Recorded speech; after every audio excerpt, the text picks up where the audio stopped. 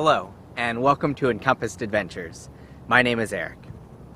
You're joining me here now in the city of Auckland, the largest city found in New Zealand, with a population of about 1.5 million people. Some of the first inhabitants to come to this land were the Maori people, who came here nearly 800 years ago, finding this particular area a wonderful area to come to. For one, its access to water on both sides, from the South Pacific Ocean and the Tasman Sea, and the rich volcanic soil coming from not 1, 5, or 10, but actually 50 some now dormant volcanoes. The Maori people found this land so wonderful to inhabit that they came to call this land Tamaki Makaro, or the Maiden with 100 Lovers. Today we stand near the top of One Tree Hill. The very top, well, None Tree Hill. But One Tree Hill is one of the largest and tallest of the now dormant volcanoes here in the city of Auckland. The Maori people, just like many of our own ancestors, hold a history that is rich in tales. One such tale, a Romeo and Juliet love story, explains the formation of these volcanoes. Taumerea and Hinamairangi were two lovers from warring tribes. To meet, they would come here to this land to hunt and spend their time together. At that time, it was only a plain. Eventually, they eloped, but Hinamairangi's family did not approve of the marriage, and a war party was assembled to bring her back. The Tohunga, or sorcerers, began their spells, shaking the earth and swaying the trees. Nothing happened. So they called upon a stronger spell, bowing the trees to the ground. But still, nothing happened. So they used an even stronger magic, causing the trees to bend and snap, the ground itself breaking out in fire, creating the volcanoes. Another story tells of a group of Tohunga showing off their powers in a mountain throwing contest. The first Tohunga picks up a mountain and immediately drops it, creating the Waitakere volcano.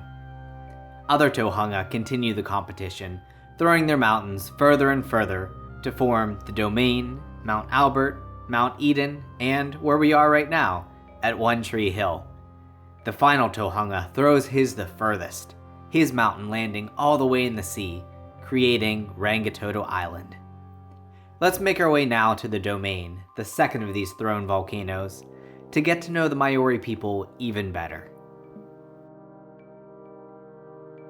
Here, at the top of the Domain, the Auckland Museum houses the world's largest collection of Maori and South Pacific works. It also has a great display on New Zealand natural history, as well as memorials to New Zealanders who have fought in wars, from the New Zealand Wars to the World Wars. Let's start off in the Maori exhibit, where we can take a look inside Hotanui, a full-size Maori meeting house, elaborately carved with faces and other beautiful designs. The meeting house was relocated to the museum after originally serving as a wedding gift for a Maori couple.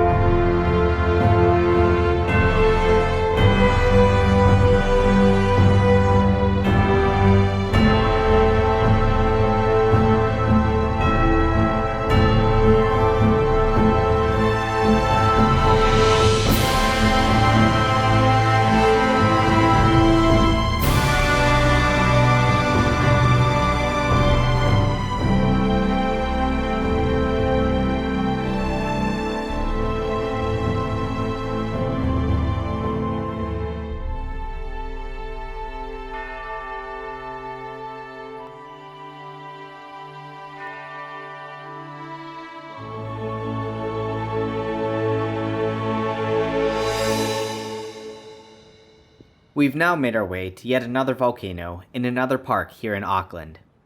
Albert Park is only blocks away from the city center, and from here you can see the iconic Auckland Sky Tower, the tallest man-made structure in the southern hemisphere, off in the distance. This park is a wonderful green space with unique trees that just beg to be climbed on, in, and around. And walking around the park, you often see many people climbing these trees. Let's stroll around the park and climb a few of the trees ourselves.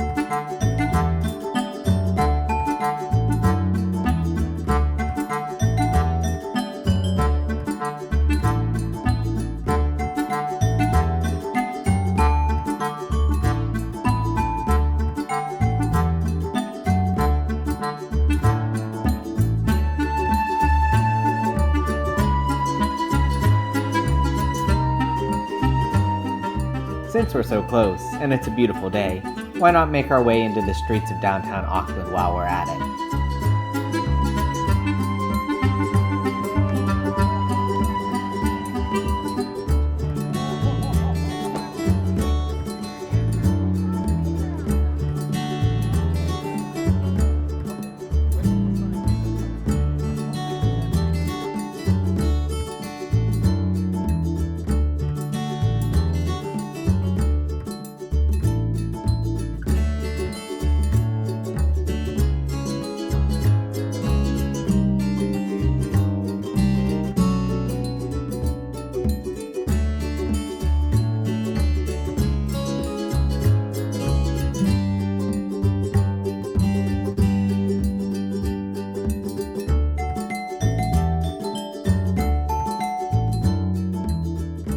After time on the mainland, let's head down to the harbor, where we can catch a ferry to see Auckland from a distance.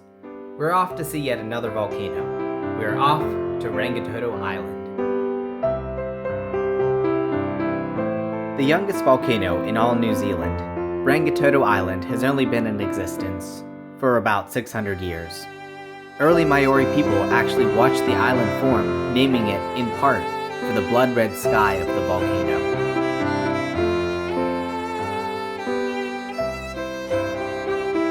Beginning the hike to the summit, we see expansive, jagged, and broken lava fields, and at first, the island looks bleak.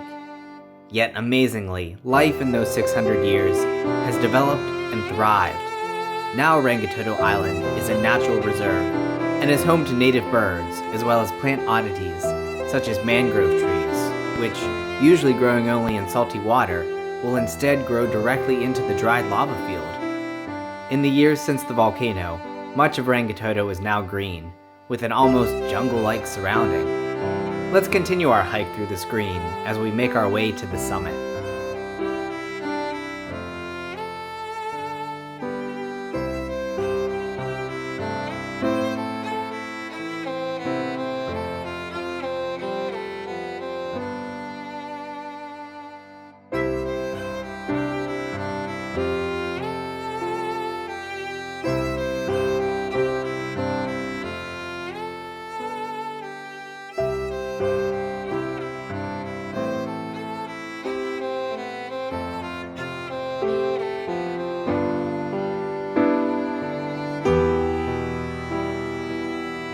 And after a short hike, we've made our way to the top, with stunning views of Auckland and the Hauraki Gulf.